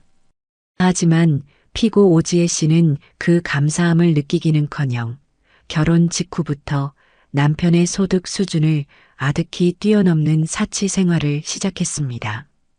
이 내역을 보십시오. 백화점 명품관, 고급 호텔, 피부과 시술, 이것이 과연 산후 우울증으로 고통받는 여성의 모습이라 할 수 있습니까? 변호사는 다음 증거를 띄웠습니다. 며느리가 SNS에 올렸던 화려한 사진들과 7,000원짜리 분유통 사진, 그리고 100만 원을 요구했던 사실이 나란히 제시되었습니다. 피고는 갓난아기인 제 딸에게 최고급 분유를 먹여야 한다며 시어머니에게 매달 100만 원의 현금을 요구했습니다. 하지만 실제로는 단돈 7,000원짜리 분유를 먹이며 그 돈으로 자신의 사치를 충당하려 했습니다. 이것은 단순한 씀씀이의 문제가 아니라 자녀의 복리를 담보로 한 명백한 기망 행위입니다. 법정안이 조용히 술렁이기 시작했습니다. 재판장의 표정도 점점 굳어갔습니다. 변호사는 멈추지 않고 결정적인 증거들을 차례로 던졌습니다. 며느리가 친구들과 나눈 메신저 대화, 저와 사돈 내외의 대화가 담긴 녹음 파일이 재생될 때 며느리는 마침내 고개를 숙였습니다. 증인 신문 순서가 되자 우리 측은 며느리의 친구였던 여성을 증인으로 신청했습니다. 증인석에 앉은 그녀는 떨리는 목소리로 하지만 분명하게 증언했습니다. 지혜는, 아니 오지혜 씨는 늘 돈 많은 시어머니를 만난 것을 자랑처럼 떠들고 다녔습니다. 우리 시어머니는 내가 달라는 대로 다 해준다. 완전 내 ATM 기계다라는 말도 서슴없이 했습니다. 아이를 낳은 후에는 아름이 핑계대면 돈 나오기 더 쉬워졌다고 말하며 웃는 것을 제 두 눈으로 똑똑히 보았습니다. 상대 측 변호사가 그녀를 몰아세웠습니다. 증인은 피고를 질투해서 이런 거짓 증언을 하는 것 아닙니까? 하지만 증인은 흔들리지 않았습니다. 아니요.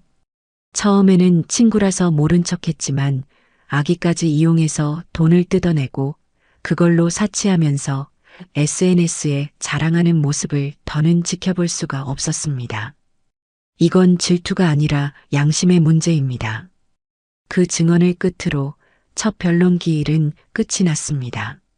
법정을 나오며 본 며느리의 얼굴에서는 처음에 그 가련한 피해자 연기는 온데간데 없고 도끼와 분노만이 서려 있었습니다. 저는 그 얼굴을 보며 진실의 힘이 거짓의 가면을 벗겨내기 시작했음을 확신했습니다. 이 길고 긴 싸움의 끝이 조금씩 보이기 시작하고 있었습니다. 몇 차례의 변론 기일이 더 오고 간 뒤 마침내 판결 선고일이 잡혔습니다. 그날이 다가올수록 하루하루가 살얼음판을 걷는 듯한 긴장의 연속이었습니다. 민태와 저는 아름이를 돌보며 애써 평온을 유지하려 노력했지만 밤이 되면 어김없이 불안감이 엄습해오곤 했습니다. 만에 하나 저 아이의 거짓 눈물에 재판부가 속아 넘어가는 것은 아닐까? 양육권이라도 빼앗기게 되면 어쩌나? 그런 생각들이 들 때마다 저는 잠든 손녀의 얼굴을 보며 마음을 다잡았습니다. 아니다. 진실은 반드시 승리한다. 내가 이 아이를 지켜야 한다. 판결 당일 법정으로 향하는 길은 유난히 길게 느껴졌습니다. 법정 안은 지난번보다 더 짙은 침묵과 긴장감으로 가득 차 있었습니다. 며느리 측은 여전히 초조함과 불안감을 감추지 못하는 기색이 역력했습니다. 잠시 후 재판장이 법복을 입고 들어와 자리에 앉았습니다. 장내는 숨소리 하나 들리지 않을 만큼 고요해졌고 저는 마른 침을 삼켰습니다. 재판장은 판결문을 들고 낮고 무거운 목소리로 천천히 읽어 내려가기 시작했습니다. 이혼 및 위자료 등 청구 소송에 대한 판결을 선고하겠습니다. 제 심장이 쿵 하고 바닥으로 떨어지는 것 같았습니다. 먼저 원고 김민태와 피고 오지혜 두 사람의 혼인 관계에 대하여 본 재판부는 피고 오지혜의 상습적인 기망행위, 과도한 사치와 채무, 그리고 자녀에 대한 양육 의무 소홀 등이 혼인 관계를 더 이상 유지할 수 없을 정도로 파탄에 이르게 한 주된 원인이라고 판단합니다. 따라서 원고와 피고는 이혼한다. 첫 번째 관문을 넘었습니다. 저는 저도 모르게 민태의 손을 꽉 잡았습니다. 재판장은 계속해서 판결을 읽어 나갔습니다. 다음 위자료 청구에 대하여 혼인 파탄의 주된 책임이 피고에게 있는 이상 원고의 위자료 청구는 이유 없으므로 이를 기각한다. 반대로 피고가 원고에게 청구한 위자료 역시 기각한다. 며느리 측 변호사의 얼굴이 굳어지는 것이 보였습니다. 며느리는 믿을 수 없다는 듯 입을 살짝 벌리고 있었습니다. 이제 가장 중요한 재산 분할과 양육권 문제가 남았습니다. 다음 재산 분할에 대하여 본 소송의 주된 쟁점인 아파트에 관하여 재판부는 해당 아파트의 매입 자금 대부분을 원고의 모친인 박 여사께서 증여한 사실을 인정합니다. 이는 혼인 중 부부가 공동으로 형성한 재산으로 보기 어려우며 민법 제830조 제1항에 명시된 특유재산에 해당함이 명백합니다. 따라서 해당 아파트는 재산분할 대상에서 제외한다. 그 순간 며느리의 입에서 흡 하는 짧은 비명이 터져 나왔습니다. 빈손으로 나가라는 사형 선고나 다름없었기 때문입니다. 사돈 내외의 얼굴은 이미 잿빛이 되어 있었습니다. 마침내 재판장은 마지막 판결을 선고했습니다. 마지막으로 사건 본인 김아름의 친권 및 양육권에 대하여 본 재판부의 최우선 고려사항은 사건 본인의 건전한 성장과 복리입니다. 그동안 제출된 증거 자료와 가사조사관의 심층 보고서를 종합적으로 검토한 결과 피고 오지혜는 어머니로서의 기본적인 역할과 책임을 다하지 않았음이 명백하며 오히려 사건 본인을 자신의 이익을 위한 수단으로 이용하려는 태도를 보였습니다. 반면 원고 김민태는 사건 본인에 대한 강한 애착과 양육 의지를 보이고 있으며 원고의 모친 역시 안정적인 양육 보조자로서의 역할을 충분히 수행할 수 있다고 판단됩니다. 이에 사건 본인의 친권자 및 양육권자로 원고 김민태를 지정한다. 모든 것이 끝났습니다. 완벽한 승리였습니다. 재판장은 덧붙여 피고 오지혜는 원고에게 매월 소정의 양육비를 지급해야 하며 사건 본인과의 면접 교섭은 초기 6개월간 매월 둘째 주 토요일 지정된 장소에서 2시간 동안 양육 보조자가 동석하는 조건 하에 이루어져야 한다는 판결까지 내렸습니다. 이상으로 판결을 마칩니다. 재판장이 판결봉을 두드리는 소리가 법정 안에 울려 퍼지는 순간 며느리는 마침내 무너져 내렸습니다. 아니야. 이건 무효야. 당신들이 다 조작한 거잖아. 판사님, 속으시면 안 돼요. 며느리는 이성을 잃고 울부짖으며 제게 달려들 기세였습니다. 그 부모가 놀라 딸의 팔을 붙잡았고 법정 경위들이 다가와 그녀를 제지했습니다. 법정은 순식간에 아수라장이 되었습니다. 저는 그 모든 소란을 등 뒤로 한 채 민태와 함께 굳건히 서 있었습니다. 제 눈에서는 뜨거운 눈물이 흘러내렸지만 그것은 슬픔의 눈물이 아니었습니다. 진실을 지켜냈다는 안도감과 제 손주를 구해냈다는 기쁨의 눈물이었습니다. 법정 복도를 빠져나오는 동안 등 뒤에서는 며느리의 저주 섞인 울음소리가 계속해서 들려왔지만 그 소리는 더 이상 제 마음에 아무런 상처도 남기지 못했습니다. 길고 길었던 전쟁이 마침내 우리의 완벽한 승리로 끝이 났습니다. 판결이 끝난 후 세상은 거짓말처럼 고요해졌습니다. 지긋지긋했던 소송의 압박감과 불면의 밤들이 한꺼번에 사라지고 제 삶에는 오랜만에 평화가 찾아왔습니다. 민태와 손녀 아름이는 공식적으로 저희 집으로 들어와 함께 살게 되었습니다. 이혼 절차가 마무리되자마자 우리는 아들네 집으로 가 며느리가 남기고 간 물건들을 정리했습니다.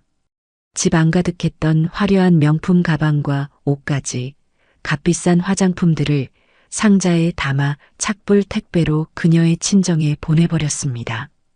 마지막 상자에 테이프를 붙이는 순간 민태는 길고 깊은 숨을 내쉬었습니다. 마치 제 인생의 더럽고 무거운 짐을 마침내 덜어낸 듯한 후련한 표정이었습니다. 새로운 일상은 조용하고 평화롭게 시작되었습니다. 저는 아침마다 따뜻한 밥과 국을 끓여 아들을 먹여 출근시켰고 낮 동안에는 온전히 아름이를 돌보는 기쁨에 흠떡 빠졌습니다. 까르르 웃는 손녀의 웃음소리는 그 어떤 명약보다도 제 마음의 상처를 빠르게 치유해 주었습니다. 서툴기만 하던 아들 민태도 퇴근 후에는 능숙하게 아름이를 목욕시키고 잠들 때까지 동화책을 읽어주는 듬직한 아빠가 되어갔습니다.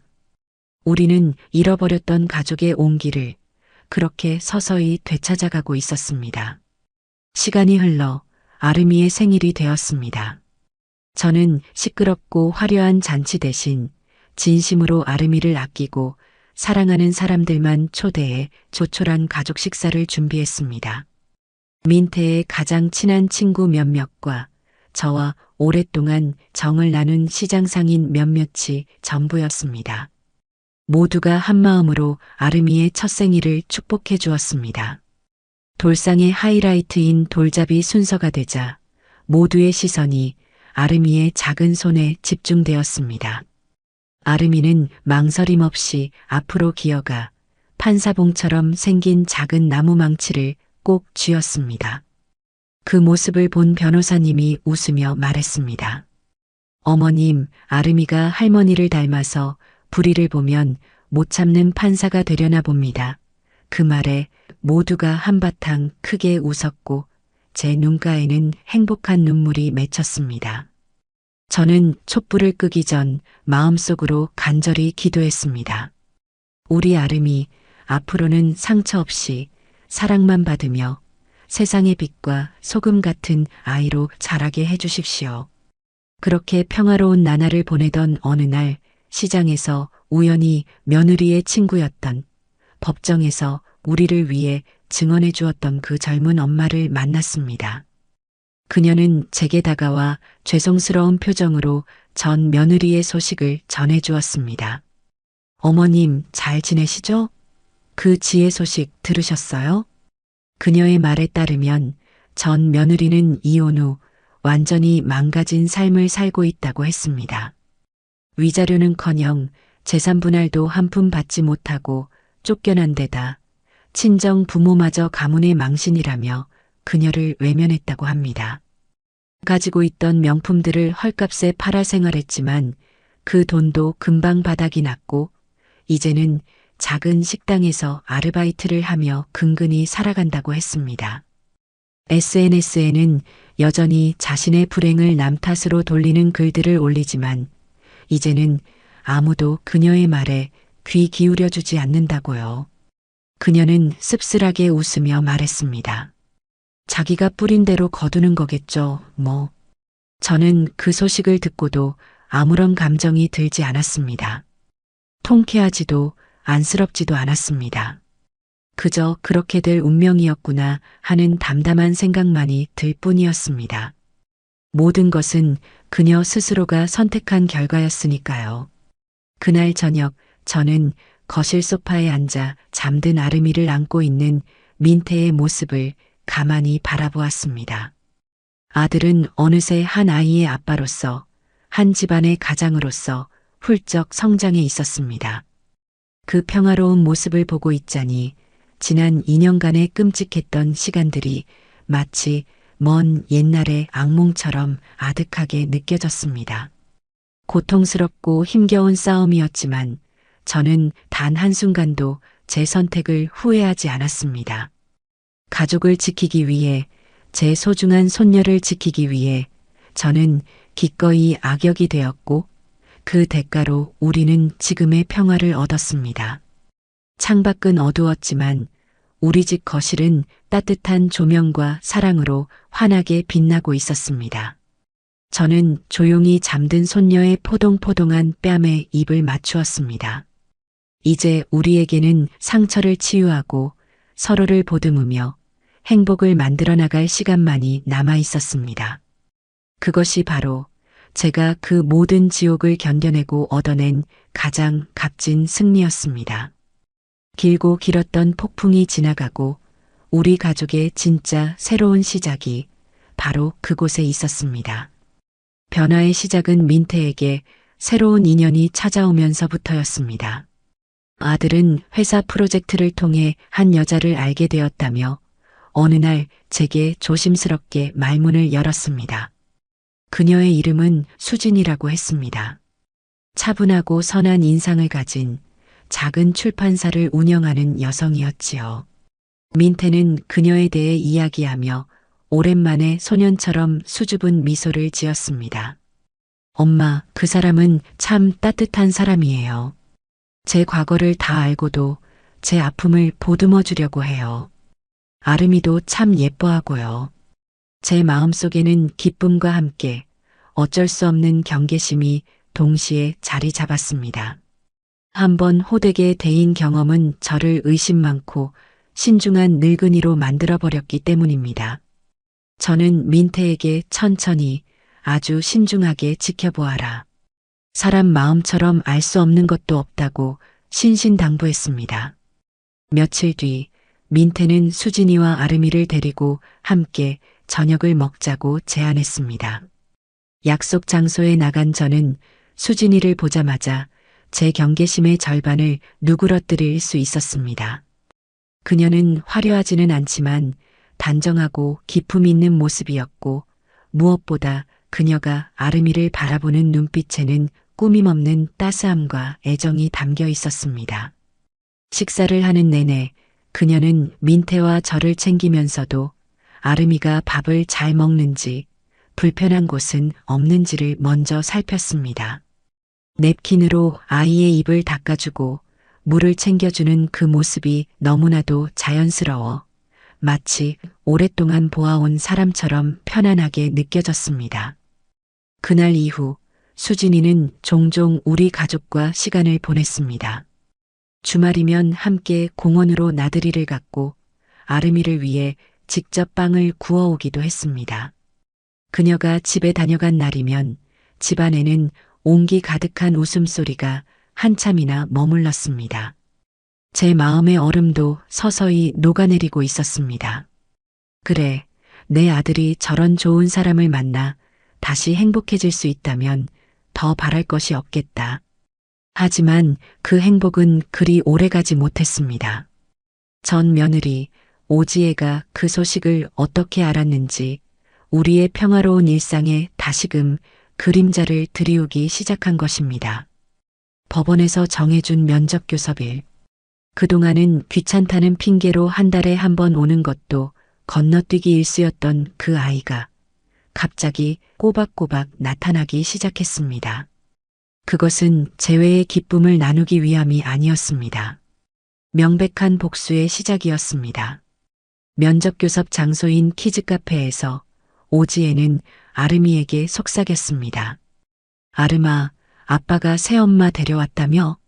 그 아줌마가 너한테 잘해주는 거 다 가짜야. 너한테서 아빠 뺏어가려고 그러는 거야. 세상에서 내 엄마는 나 하나뿐이야, 알았지?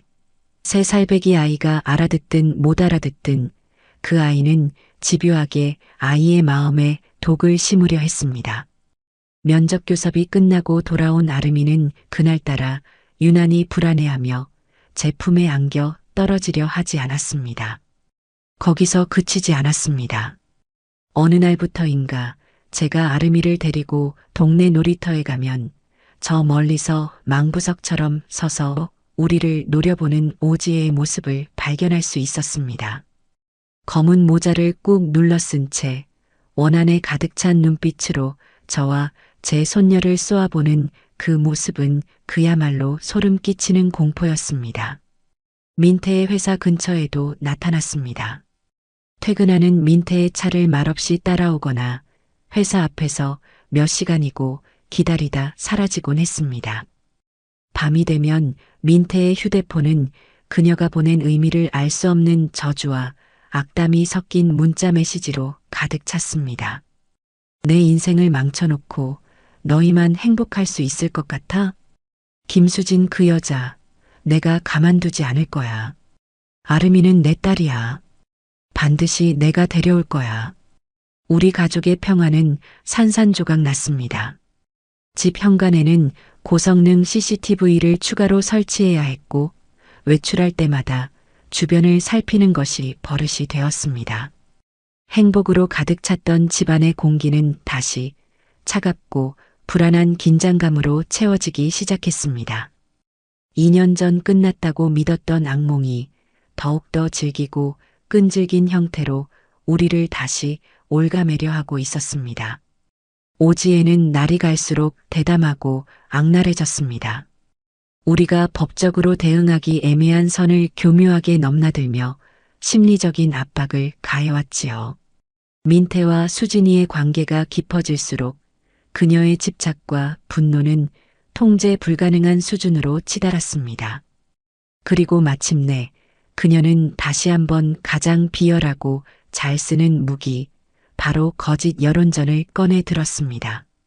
이번에는 2년 전보다 훨씬 더 치밀하고 악독했습니다.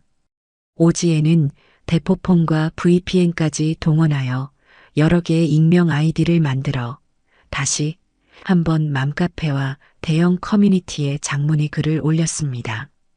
그 내용은 이전의 심파조와는 차원이 다른 구체적이고 충격적인 거짓말로 가득 차 있었습니다. 저는 남편의 가스라이팅과 시어머니의 교묘한 괴롭힘 끝에 아이까지 빼앗기고 이혼당한 사람입니다. 라는 제목의 글에서 그녀는 자신이 민태로부터 철저한 경제적 통제와 감정적 고립을 당했다고 주장했습니다. 증거라며 내놓은 것은 생활비가 바닥난 텅 빈 통장 잔고를 캡처한 사진과 함께 이 돈으로 아이와 한 달을 살라고 했습니다. 라는 거짓 설명이었습니다. 민태가 자신을 무시하고 잠을 자는 동안에도 머리맡에서 한숨을 쉬며 자신을 위축시켰다는 등 읽는 사람으로 하여금 숨이 막히게 하는 교묘한 가스라이팅의 피해자로 자신을 포장했습니다. 심지어 제가 아름이의 양육 환경을 일부러 저해했다는 주장까지 펼쳤습니다. 시어머니는 제가 아이를 위해 사놓은 유기농 식재료를 사치스럽다며 몰래 버리고 아이에게 일부러 갓산 저급 음식을 먹였습니다. 그리고 아이가 보는 앞에서 내 엄마는 돈만 밝히는 속물이란다. 내 엄마처럼 살면 안 된다 같은 말로 저를 끊임없이 모욕하고 아이와 저 사이를 갈라놓으려 했습니다. 그 증거랍시고 내놓은 것은 제가 예전에 아이고 우리 강아지 이렇게 잘 먹으니 할미는 돈 버는 보람이 있네 하고 기특해하며 말하던 목소리를 몰래 녹음한 뒤 돈이라는 단어만 강조하여 마치 제가 아이를 돈과 결부시켜 생각하는 사람처럼 악의적으로 편집한 음성 파일이었습니다. 그 글은 삽시간에 온라인 세상을 뒤집어 놓았습니다. 이전보다 훨씬 더 구체적이고 심리적인 괴롭힘을 묘사한 내용에 사람들은 분노했습니다. 소시오패스 남편과 시어머니를 고발한다며 우리 가족의 신상 정보를 퍼나르기 시작했고 민태의 회사와 제가 사는 아파트 주소까지 공개되었습니다. 민태의 회사에는 직원 인성 교육 똑바로 시켜라는 항해 전화가 빗발쳤고 저희 집 현관문에는 양심도 없는 것들이라는 욕설이 담긴 쪽지가 붙기도 했습니다. 심지어는 아동의 정서적 안정을 확인해야 한다며 아동보호기관의 직원과 경찰이 저희 집을 방문하는 일까지 벌어졌습니다. 물론 경찰과 상담사는 집안을 둘러보고 밝고 건강하게 자라고 있는 아름이와 저희의 모습을 본 뒤 오해였다는 것을 금방 알았지만 그 과정 자체가 우리에게는 끔찍한 고문이었습니다. 저는 억울함과 분노에 몸을 떨어야 했고 민태는 회사에까지 피해를 끼쳤다는 자책감에 고개를 들지 못했습니다. 이 모든 상황을 묵묵히 지켜보던 수진이가 그날 저녁 민태의 손을 꽉 잡아주며 말했습니다. 민태 씨, 절대 무너지면 안 돼요. 저 여자가 원하는 게 바로 그거예요. 우리가 불행해지고 서로를 원망하고 그래서 결국 무너지는 거. 저 여자가 만든 거짓의 덫에 우리가 걸려들면 안 돼요. 이번에는 더 단호하고 더 강력하게 싸워야 해요. 제가 옆에 있을게요. 수진이의 그 한마디는 우리 모두에게 큰 힘이 되었습니다. 다음 날 우리는 다시 2년 전에 그 변호사를 찾아갔습니다. 모든 상황을 전해 들은 변호사는 분노하면서도 한편으로는 냉철하게 상황을 분석했습니다. 이건 선을 아주 심하게 넘었군요. 하지만 오히려 좋습니다. 이전까지는 스토킹으로 처벌하기에 애매한 부분이 있었지만 이제는 명백한 허위사실 유포에 의한 명예훼손, 정보통신망법 위반, 그리고 이 모든 것을 종합하여 스토킹 처벌법으로 강력하게 형사고소를 진행할 수 있습니다. 동시에 아이의 안위를 위협하는 이런 행동은 현재의 면접교섭권을 완전히 박탈하고 나아가 친권상실까지 청구할 수 있는 중대한 사유가 됩니다. 우리는 변호사의 조언에 따라 즉시 행동에 나섰습니다. 경찰서에 오지혜를 허위사실 유포 및 스토킹 혐의로 정식 고소했고 법원에는 접근금지 가처분 신청과 면접교섭권 완전 배제 그리고 친권상실 청구 소송을 동시에 제기했습니다. 법적 압박이 시작되자 오지혜는 궁지에 몰리기 시작했습니다. 경찰의 수사망이 셔쳐오자 그녀의 부모조차 이제 더는 내 일에 휘말리고 싶지 않다며 그녀를 완전히 내쳤다고 합니다. 재정적, 심리적으로 코너에 몰린 그녀는 마지막 발악을 시도했습니다. 법원에서 지정한 마지막 면접교섭일. 슈퍼바이저가 동석한 상담실에서 아름이를 만난 그녀는 갑자기 돌변하여 문을 걸어 잠그고 아이를 데리고 농성을 벌이려 했습니다. 아무도 내 딸 못 데려가. 너희가 나를 이렇게 만들었잖아. 그녀는 아이를 품에 안고 울부짖으며 광기 어린 행동을 보였습니다. 다행히 슈퍼바이저와 외부에서 대기하고 있던 민태, 그리고 출동한 경찰에 의해 상황은 금방 제압되었습니다.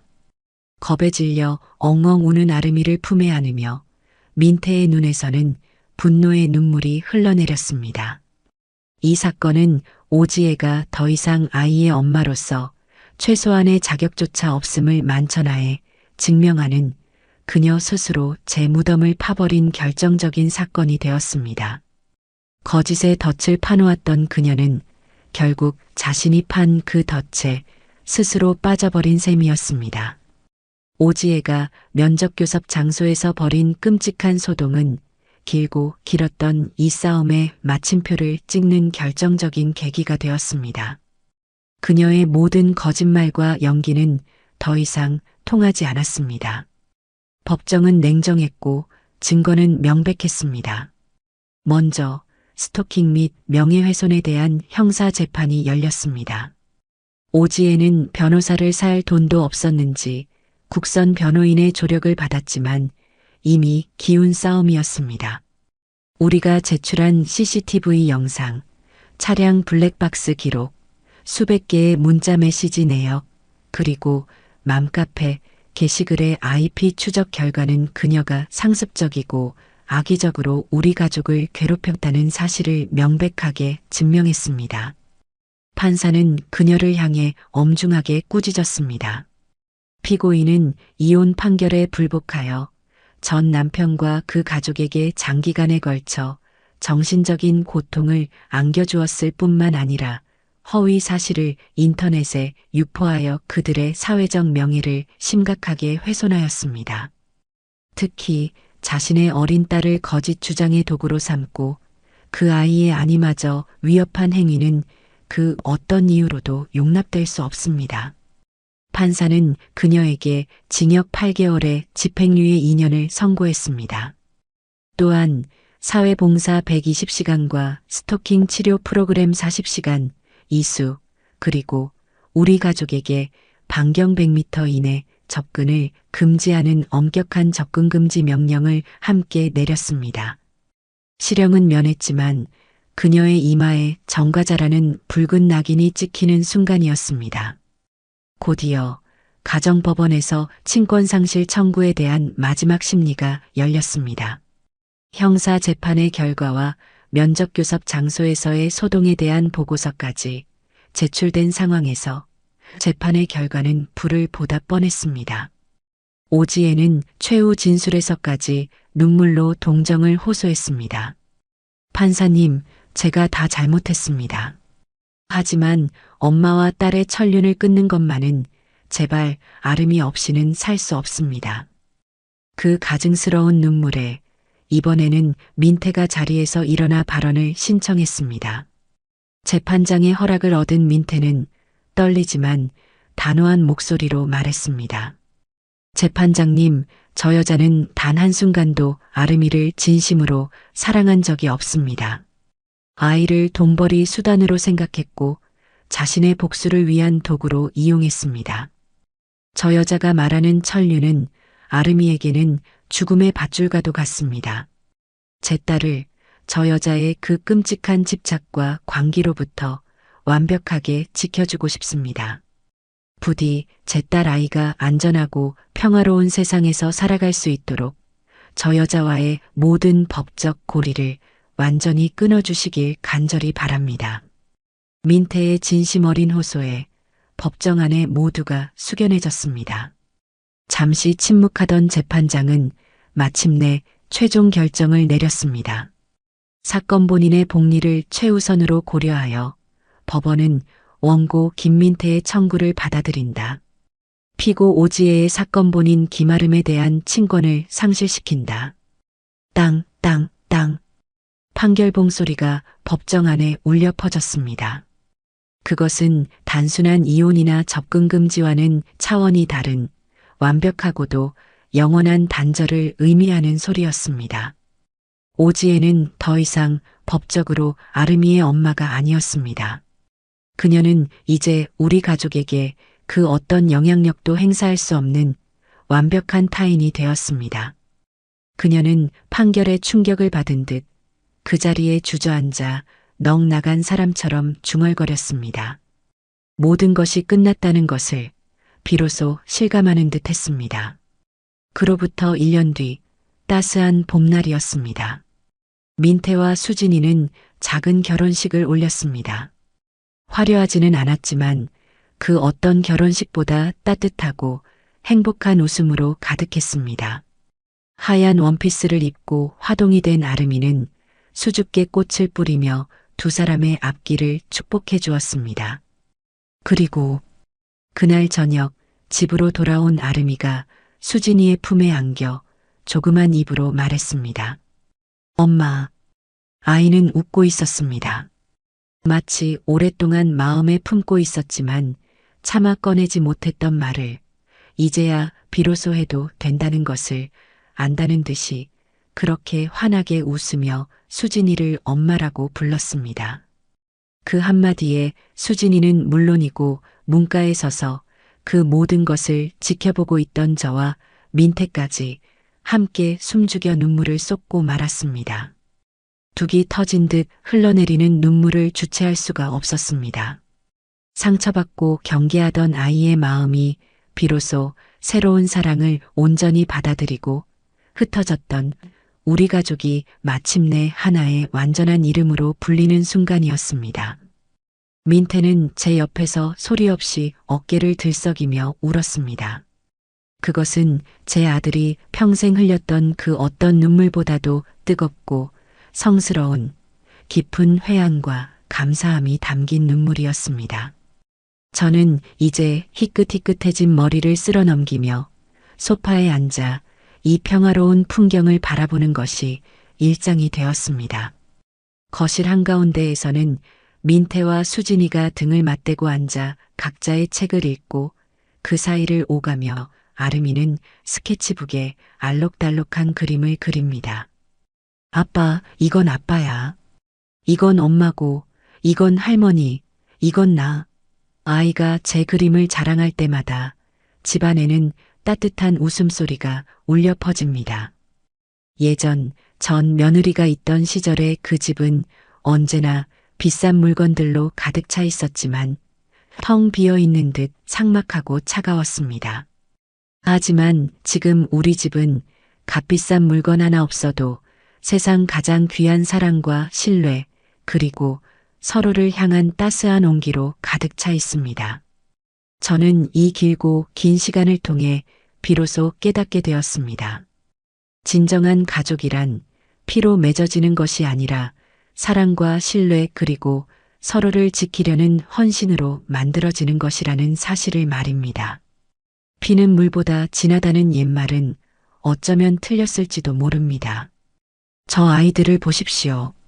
민태와 수진이 그리고 아름이.